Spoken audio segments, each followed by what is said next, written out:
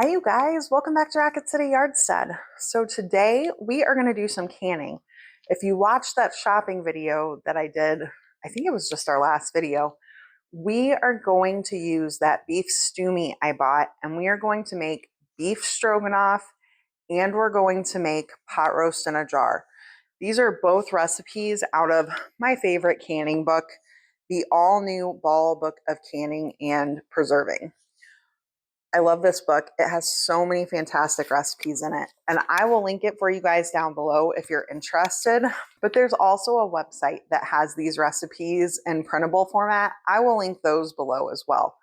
I really like to do a printable, even though I have it in the book, because I will go through and write out exactly how much I need per jar and then figure out my totals, because I am adjusting it for the amount of food I have, not just making 2-quart jars or whatever the recipe calls for. So the first thing we're going to do is the pot roast in a jar. And the first thing I need to do is get all my ingredients prepped. So I have celery here. This just needs to be diced up. But my carrots and my potatoes both need to be peeled. If you watch other videos I do, you know I don't normally peel potatoes if I'm just cooking with them.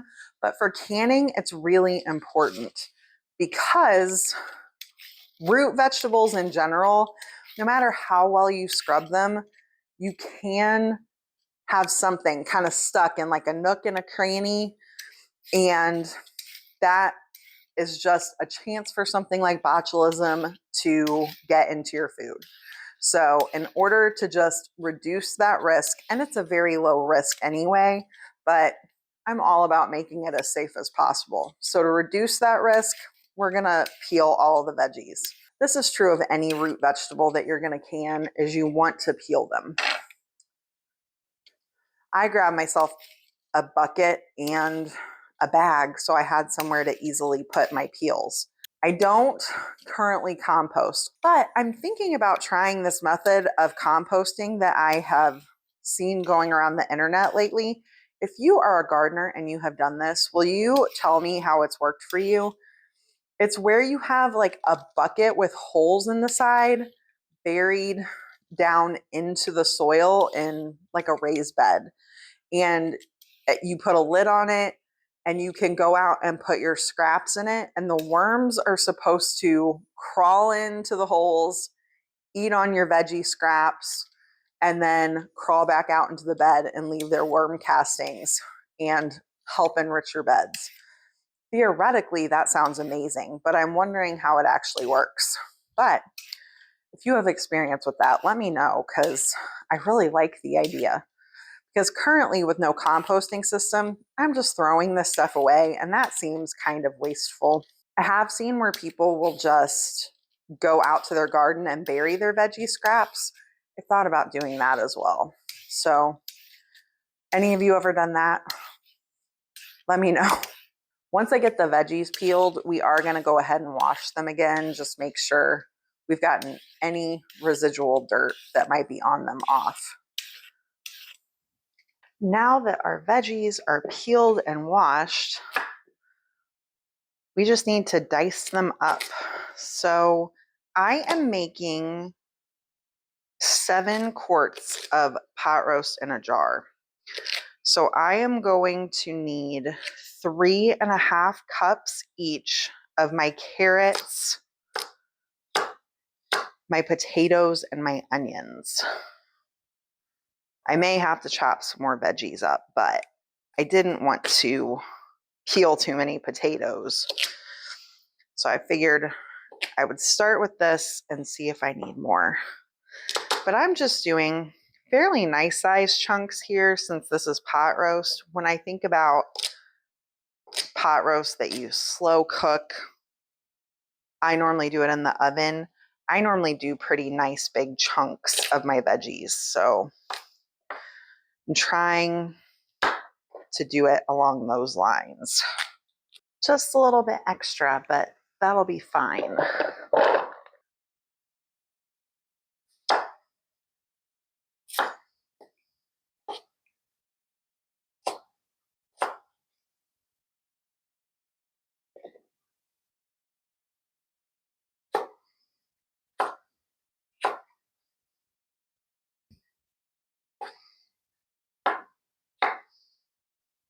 Keeping my potatoes a little bit on the chunkier side here. Y'all, this onion is one of the biggest onions I have ever seen.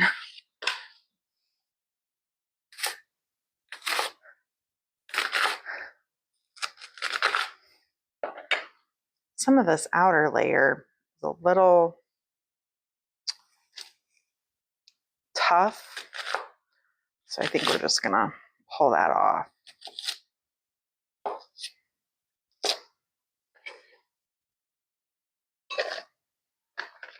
If I have extra onions, these can go in our beef stroganoff we're gonna make in a little while, because I think this one massive onion is gonna give us right at 4 cups. Goodness, it was a big onion. Celery is the one vegetable it calls for less of. We only need a 1/4 cup per quart jar. So that for my 7 jars is going to come out to 1 3/4 cup. And if you don't like any of these ingredients, you can leave them out. Like if I was making this for my brother, he is not a big fan of celery. And so you could just leave some out. Your jar might be a little emptier on solids, but you would just fill it to the fill line with broth. So each one of our quart jars gets a clove of garlic, and it calls for it to be sliced. So I am doing that. And just to make things easier on myself, I'm leaving them in little piles. I also, because I'm using so much garlic today, I bought some pre-peeled garlic just so peeling garlic was one less thing I needed to do. So I've got my canner on the stove and I am adding 3 quarts of water along with my jars that I filled with water just so they'd be weighted down, not floating around.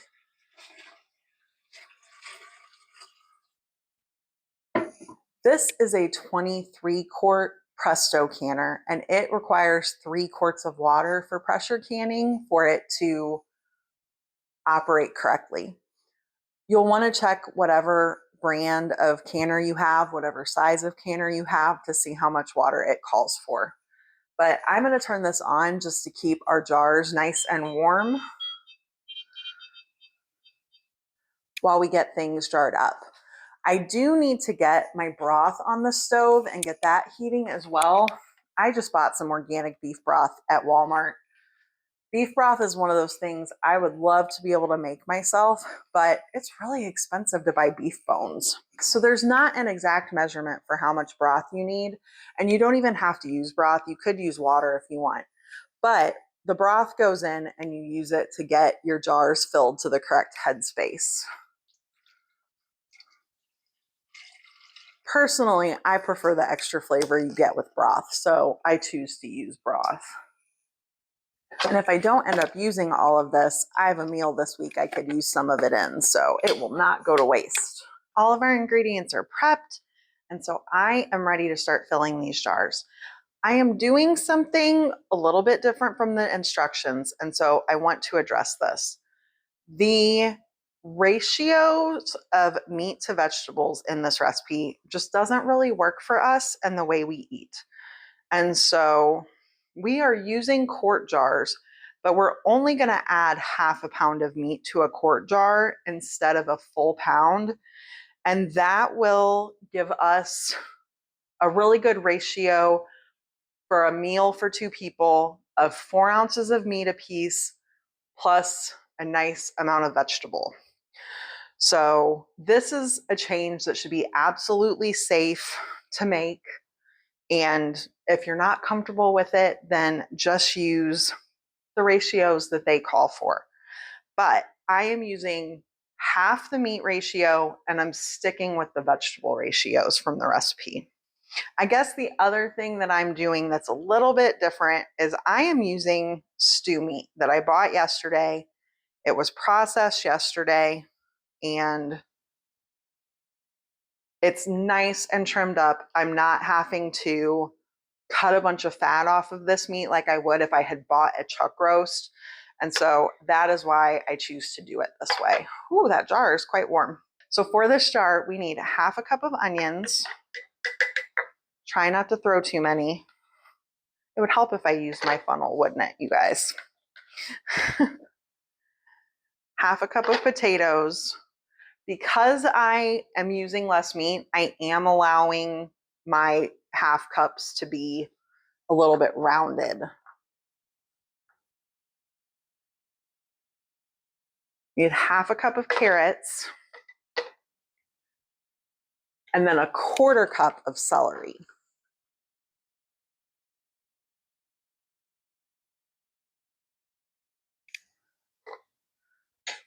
Gonna shake this all down in there good.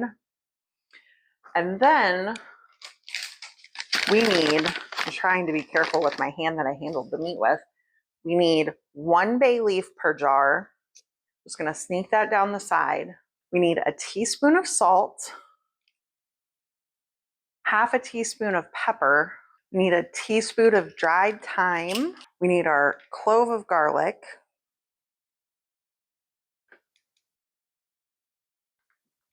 And then half a cup of red wine. Now I'm making 7 jars, and this bottle of wine is just a little bit shy of half a cup per jar. So that's not a big deal. I'm just adding a little bit extra broth. Gonna make some room for our broth over here. And now we want to fill this to an inch headspace. The recipe that I printed says 2 inches, and that seemed honestly kind of ridiculous to me. So I double checked the book. The book says an inch headspace, which is more what I expected. So I will link the printable recipe down below, but I just want to make sure you guys know the headspace is off in there. I'm going to use my tool here to debubble this.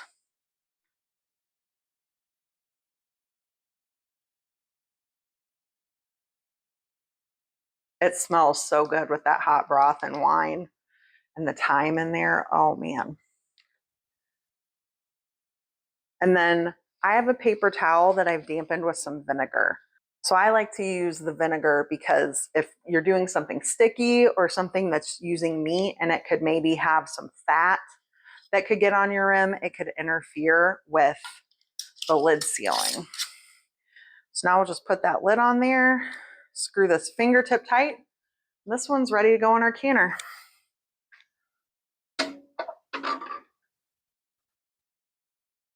I'm just gonna finish doing this with the rest of my jars and we'll get it going in the canner. Our last jar of pot roast in a jar is ready to go in. So I am gonna get my lid on here. I've checked to make sure my gasket is in well. Gonna get it. Oh, you know what? I have my pot turned around backwards to what I normally do. You just give that a swirl. There we go. Line this all up and lock it. I'm going to turn this up to a medium-high heat. We're going to wait for the lock to pop and for this to vent for 10 minutes. Then we'll be able to put our weight on. Our canner has been venting for 10 minutes, so I am going to put my gauge on. I have one of these weighted gauges where I can change it. This by itself is 5 pounds. This is 10 pounds, which is what I need for my elevation. If you live above 1,000 feet, you want to check and see what you need for your elevation. But I'm going to pop that on there and wait for this to start rocking. Then we will set our timer for 90 minutes. If you're doing pints, you'll do 75 minutes. I do want to say, I looked up the weighted gauges. They're about $10 right now on Amazon. And you guys, there's so much peace of mind having that weighted gauge. You don't have to worry if your dial gauge is not calibrated correctly because the weighted gauge is always going to read like it's supposed to.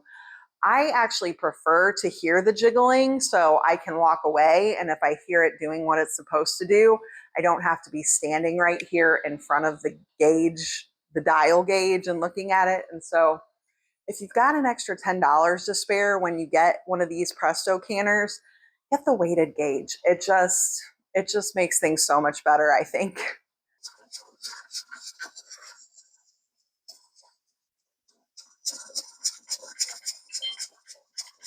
So you guys, our pot roast in a jar has finished canning. I'm just waiting for the pressure to drop and for us to be able to open that canner. While I'm waiting for that, I'm working on the ingredients for our beef stroganoff. I'm cleaning my mushrooms. I'm just using the damp cloth method and really making sure to scrub these well enough to get all the dirt off. I have skipped a couple of the mushrooms in my package just because I really want to make sure we're able to get in all the nooks and crannies. But I went ahead and chopped up onions for this recipe and the garlic. So this is 3 cloves of garlic divided into 6. I don't know about you guys, but the way these recipes are written, they are written for making 4 pint jars or 2 quart jars. And the way my brain works, it's easier for me if I go through and I write out what is supposed to go in 1 jar.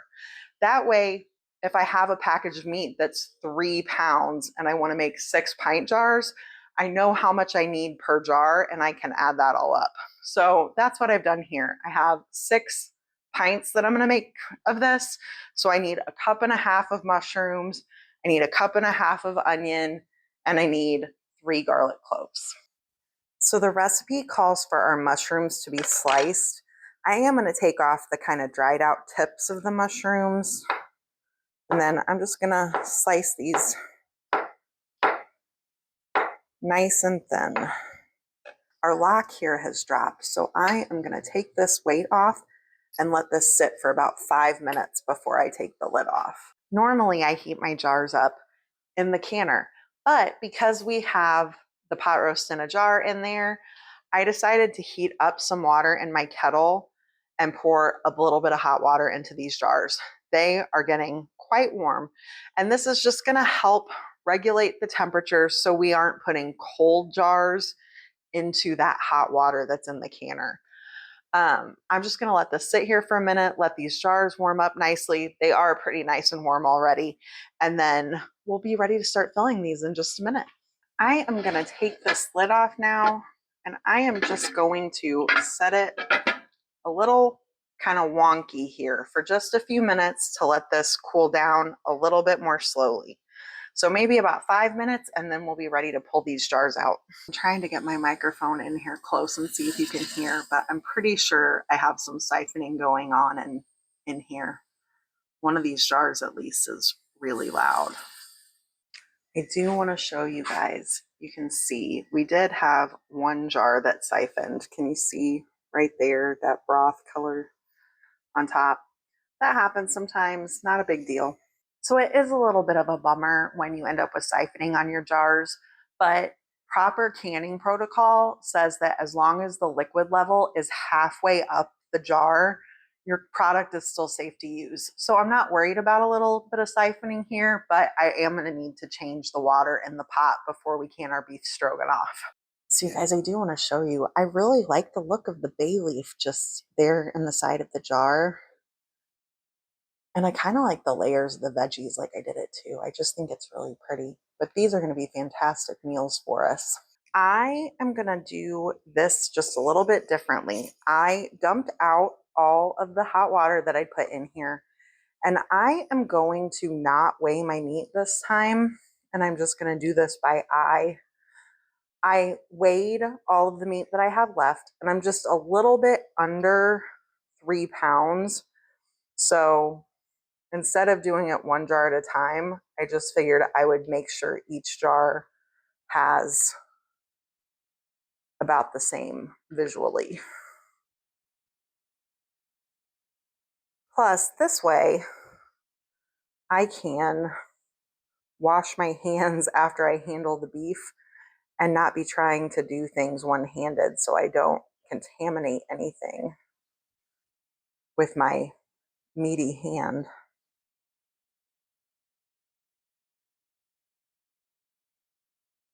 Do you guys have favorite canned meals that you like to make. I know you can just can the meat plain and then you can use it in a variety of applications. I really like doing it this way because it's just a quick meal. Did you guys hear that pop in the background? It's one of my favorite sounds. My hands are all washed up. Our jars are nicely filled with our meat. And so now we can move on to our onions and our mushrooms. Now, I did pack that meat down, and I wanted to mention these recipes, they're some of the only ones I've seen where they actually tell you to pack the jar pretty tightly. That is because we are working with raw ingredients, and the meat is going to shrink up. The vegetables might shrink up a little bit too, but that means it's not going to be quite as tight as it appears when you first start. Onto our mushrooms. These are a little bit hard to measure a quarter cup.